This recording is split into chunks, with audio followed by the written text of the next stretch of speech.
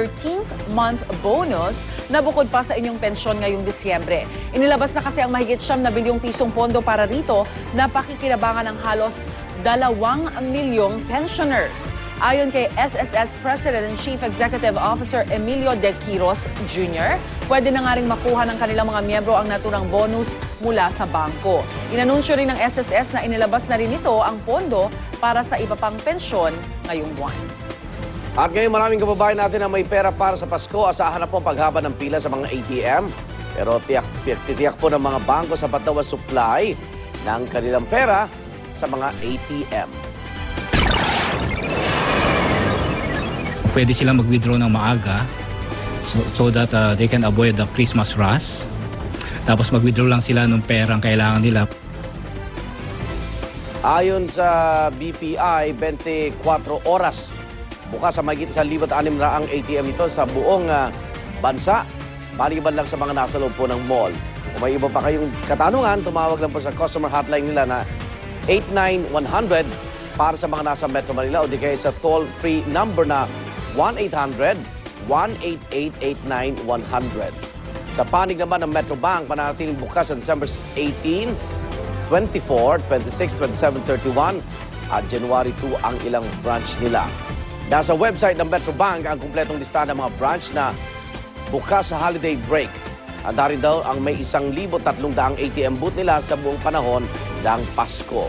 Kung may iba pang tanong, ito naman ang kanilang hotline, 8-700-700. Ang video naman pinag-aaralan pa magiging schedule nila ngayong holiday season. At yan, dahil maraming mag-withdraw dyan, ingat din dahil ayon sa mga sindikato, sapat din ang supply ng kanilang hold-upper. No? Ingat kayo. Sa ATM nag-meeting na sila. Tsaka make sure well-lit din yung lugar pag nag-withdraw kayo. At yung guardia, medyo Alerto. panakot din yun.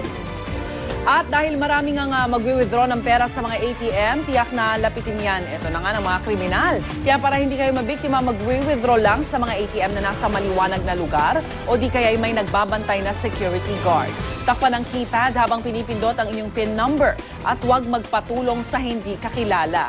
Suriin din kung may kahina-hinalang pagbabago sa pasukan ng card at sa labasan ng pera dahil ito ang madalas na modus ng mga masasamang loob. Iwasan din po ang pagbibilang ng pera pagka-withdraw at sa kotse o sa bahay nyo na lang ito bilangin. Kung ang presyo ng tinapay tataas bukas, eto naman. Ang balita, Lynn. Hindi, pero yung ano nga pala, yung sa ATM, as much as possible, mag-withdraw na lang kayo sa umaga, di ba? Kasi paggabi. Yes. That's Uy, what nagkakaroon lalabasan naman ng mga bagong pera. Tsaka sana yung may pirma na ni Pangulong Noynoy. Diba? Uy, crispy money. Ang Yung saya. walang pinalitan, hindi yung mukha ni Ninoy. Ngayon, kung ang presyo ng tinapay tataas bukas, ito isa pang pabigat sa ating bulsa, ang pagtaas na naman ng presyo ng mga produktong petrolyo. Simula kanina madaling araw, nagtaas na ng piso at 25 sentimos ang Shell sa kada litro ng binibenta nitong unleaded gasoline at diesel. Piso naman ang naging pagtaas sa regular gasoline at kerosene.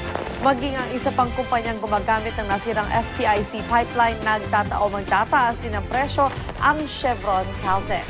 Simula mamayang alas 6 sa umaga, magtataas din sila ng piso at 25 sentimos sa kada litro ng premium gasoline at diesel at piso rin sa bawat litro ng regular gasoline at kerosene. Pero ayon sa parehong kumpanya, ang oil price increase ay hindi dahil sa nasirang oil pipeline, kundi dahil na rin sa pagkataas ng presyo ng langis sa world market.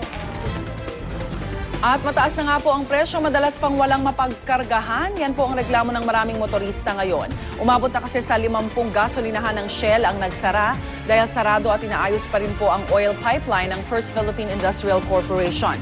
Isa na dito ang nakuhanan ng GMA News na Shell gas station. Malapit po yan sa Tandang Sora sa Commonwealth Avenue, Quezon City.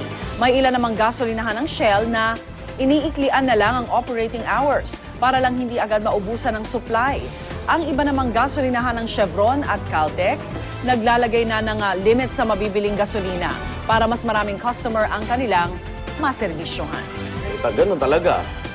Pero may iba namang gas station na hindi kasi Shell.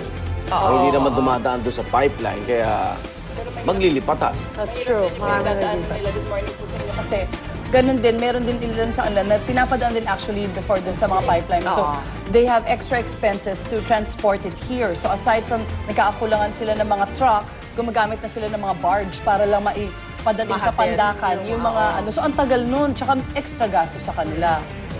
Eh, baka ipasa pa sa ano yun? Ay, for sure. Consumer. For sure yun. Is it possible that's why na tumataas ang Yeah. gas ngayon? Hindi, kaya That's nga- one of the things Well, that you sinasabi have to ang look maganda at, rito, diba? market. Also, Down, market, yeah. it's true naman kasi it's winter, di ba, in other Pero countries. kabahan kayo kung nag-iisa lang ang Shell. Marami namang alternatibo. Yes.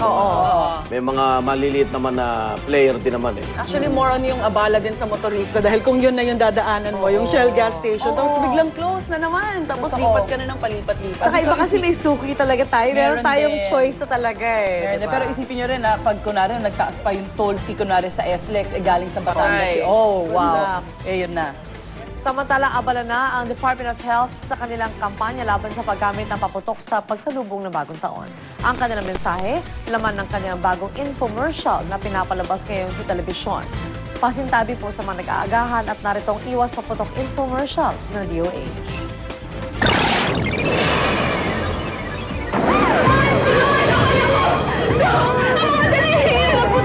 Mabuti kinilupuruhan ang mata niya. Mrs., hindi dapat tunay ang gumamit ng paputok ang mga bata.